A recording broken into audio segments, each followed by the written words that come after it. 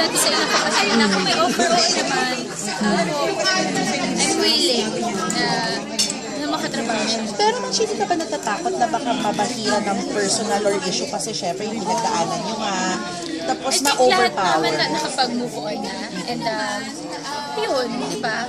Parang lahat naman tayo, tapos na yung kwentong yun, masyado ng luma, di ba? So, bakit mo pa babalikan yung hindi magandang kwento?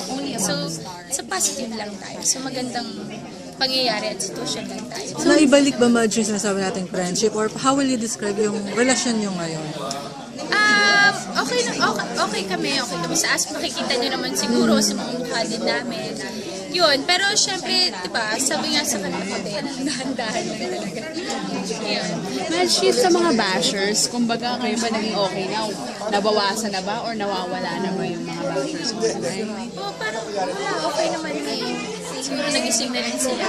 Meron ilan-ilan, pero yung mga nagre-create na lang ng biglaan na account, yung gano'n. Yung alam mong wala silang magawa nung oras na yun. Sa interview kasi namin kay Kim, nag-agree din siya na parang dahan-dahan lang will get there. So, you both agree na parang, step by step. Oo naman. Diba? Pero may ginagawa na ba kayo parang unti-unti, keep in touch? Yung mag-uusap, diba?